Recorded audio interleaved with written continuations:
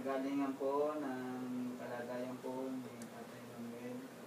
Na kayo po, Panginoon Diyos, ang patuloy na magbibigay sa kanya ng kagaanan sa kanya pong karamdaman na gumaling, Panginoon.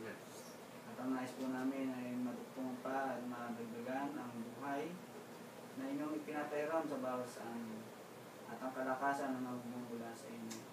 Dalangin po namin na ay mag-aanan po sa kalagayan po si Tatay Manuel.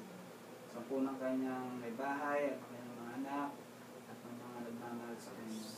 Kayo po, Panginoon Diyos, ang siyang dakilang manggagamot. Kaya sa inyo po kami, Panginoon, lumalapit. Kami nagtitiwala na ikaw ang magpapagaling. Sabi niyo nga po na ang pananampalataya ay nakagagawa ng mga bagay na himala na inyo, Panginoon, na kakalob sa mga nagtitiwala sa inyo.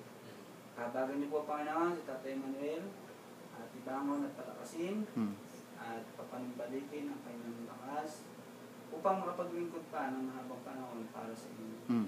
Maraming din po salamat, Panginoon, sa pag-iingat ninyo kay Mother at kay May, kay Kuya Tom, sa kanila pong mga pangailangan pang pinansyal. Ipoprovide niyo po, Panginoon, ito at yung pong kanilang kalagayan. Sila, Panginoon, ay magkaroon ng comfort at ng kaaliwan sa kabila ng mga kalumbayan. At dalayan po namin ang katatagan ng pananampalataya ng Tatay Manuel na ikaw, Panginoon Diyos, ang siyang magbibigay nito. Salamat po sa aming pag-uwi. Kuya Tom, iingatan niyo po sila sa tahanan ito ay magklod ng isang pag-ibig na nagmumula sa inyo. Babaunin namin